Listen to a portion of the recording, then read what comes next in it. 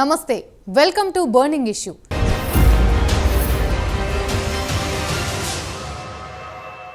BJP Lok Sabha ఎన్నికల రణరంగానికి సిద్ధమైందా? దక్షిణాదిలో ప్రధాని మోదీ సుడిగాలి పర్యటనతో కమలం పార్టీకి ఊపు వస్తుందా? దేశవ్యాప్తంగా ఏ రాష్ట్రాల్లో మోదీ పర్యటించనున్నారు? ఉత్తరాదిలో మాత్రమే బలంగా ఉన్న బీజేపీ సౌత్లో పాగా వేసేదెప్పుడు?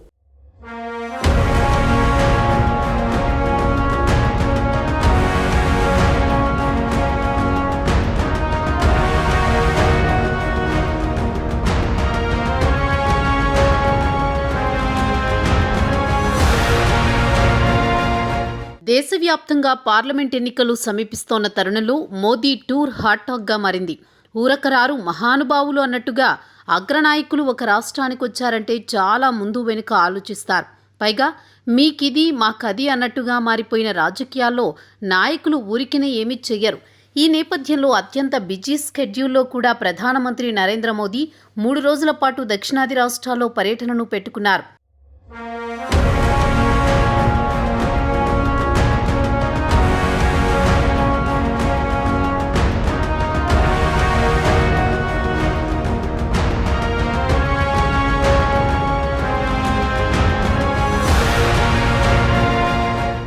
అలాగే 10 రోజుల పాటు 12 రాష్ట్రాల్లో సుడిగాలి పర్యటనలు మొదలుపెట్టిన ప్రధాని నరేంద్ర మోదీ దేశవ్యాప్తంగా పర్యటన చేయనున్నారు. మార్చి 2వ వారంలో ఏ క్షణమైనా ఎన్నికల నోటిఫికేషన్ వెలువడే ఛాన్స్ ఉంది. దీంతో దేశవ్యాప్తంగా అన్ని రాష్ట్రాలను చుట్టేస్తున్నారు మోదీ. 12 రాష్ట్రాల్లో వివిధ అభివృద్ధి సంక్షేమ కార్యక్రమాలను ప్రారంభిస్తారు.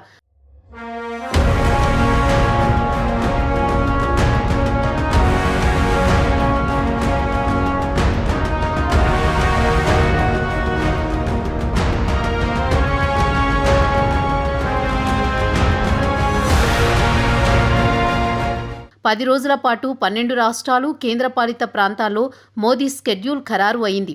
తెలంగాణ, తమిళనాడు, ఒడిషా, బెంగాల్, బీహార్, జమ్మూ కాశ్మీర్, అసోం, అరుణాచల్ ప్రదేశ్, గుజరాత్, రాజస్థాన్, ఢిల్లీలో ప్రధాని మోదీ పర్యటించనున్నారు. ఇందులో భాగంగా ఇప్పటికే ప్రధాని మోదీ పర్యటన ప్రారంభమైంది. తెలంగాణలో వరుసగా 2 రోజులు పర్యటించనున్నారు. తెలంగాణ, తమిళనాడు, ఒడిషా రాష్ట్రాలకు ఎనలేని ప్రాధాన్యం ఇచ్చారు. అంతేకాకుండా ఈ పర్యటన వెనుక చాలానే వ్యూహం ఉందని పరిశీలకులు అంటున్నారు. తెలంగాణలో గతేడాది డిసెంబర్లో అసెంబ్లీ ఎన్నికలు జరిగాయి. అధికారంలోకి రావాలని బీజేపీ నిర్ణయించుకుంది. అయితే అనూహ్యంగా ఈ వ్యూహం సక్సెస్ కాలేదు. కానీ అనుకున్న స్థాయి కంటే కూడా ఎక్కువ స్థానాలు గెలుచుకుని బీజేపీ బలపడుతోందనే సంకేతాలు పంపించింది.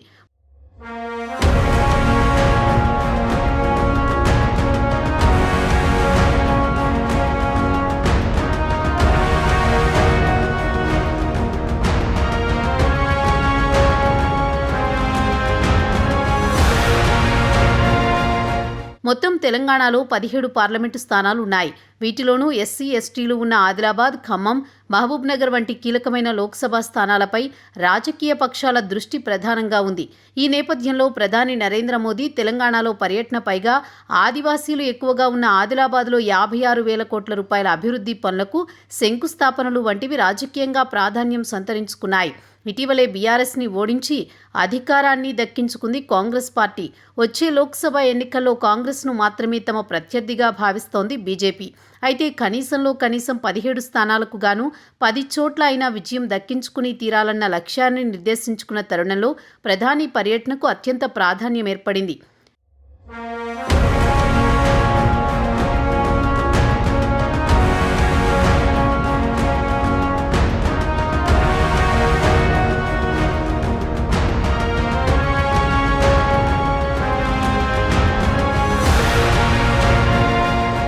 ఇదంతా కూడా ఎన్నికల వ్యూహంలో భాగంగానే జరుగుతున్న పర్యటనగా రాజకీయ విశ్లేషకులు భావిస్తున్నారు. అటు కీలకంగా తమిళనాడులోనూ ఈసారి పుంజుకొని బలమైన పక్షంగా బీజేపీ ఎదగాలని నిర్ణయించుకున్నట్టు తెలుస్తోంది. ఈ రాష్ట్రంలో లోక్సభ స్థానాలు 39 ఉండగా గత 2019 ఎన్నికల్లో ఎన్డీఏ కూటమి కేవలం ఒకే ఒక్క స్థానంలో విజయం దక్కించుకుంది.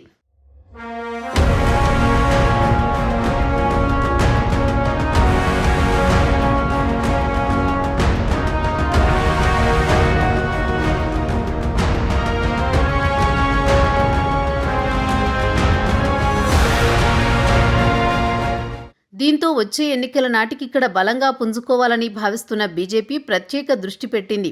కాశీ తమిళ సంగమం పేరుతో ప్రత్యేక కార్యక్రమాన్ని కూడా నిర్వహించి ఇక్కడి వారిని కాశీకి తీసుకువెళ్లి విశ్వనాథుని దర్శనం చేయించడంతో పాటు వారితో ప్రధాని మమేకమయ్యారు. ఈ నేపథ్యంలో కొన్నాళ్ల కిందట ప్రధాని మోదీ ఇక్కడి నుంచి పోటీ చేయాలని భావిస్తున్నట్లు వార్తలు వచ్చాయి. అయితే ఆయన మూడోసారి కూడా వారణాసిని ఎంచుకున్నారు. రేపు ఒకవేళ మరో నియోజకవర్గం నుంచి పోటీ చేయాలని భావిస్తే ఆల్టర్నేట్గా తమిళనాడునే ఎంచుకునే అవకాశం ఉన్న నేపథ్యంలో ప్రధాని తమిళనాడు పర్యటనకు అత్యంత ప్రాధాన్యం పెరిగింది.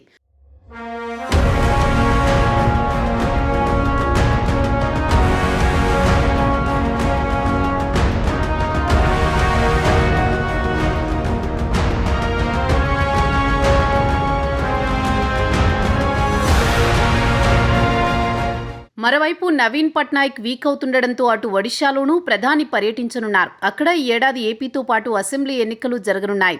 పైగా ఇక్కడ బీజేపీకి తెలంగాణలో మాదిరిగా బలమైన వాయిస్ వినిపించే నాయకులు కూడా ఉన్నారు. మరోవైపు అధికార బీజేడీలో నాయకత్వ పరిస్థితి డోలాయమానంలో ఉంది.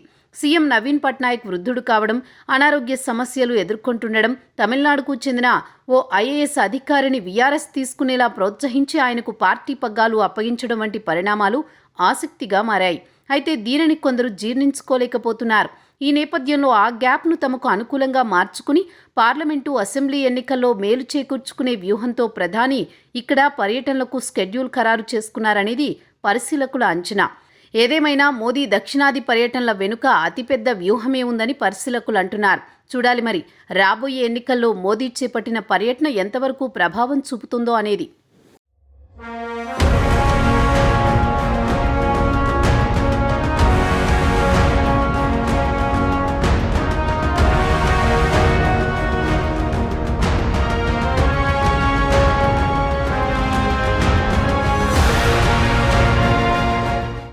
ఇప్పటికే కేంద్రంలో 2 సార్లు అధికారంలోకి వచ్చిన బీజేపీ మూడోసారి అధికారం సాధించి హ్యాట్రిక్ కొట్టేందుకు ఉవ్విల్లూరుతోందని రాజకీయ విశ్లేషకులు అంటున్నారు. అందుకే దేశవ్యాప్తంగా మోదీ సుడిగాలి పర్యటనలు అంటున్నారు.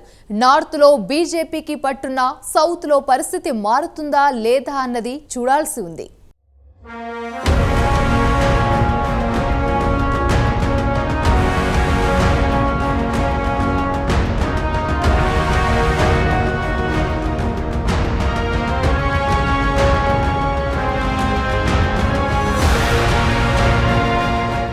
బర్నింగ్ ఇష్యూలో షార్ట్ బ్రేక్ తీసుకుందాం.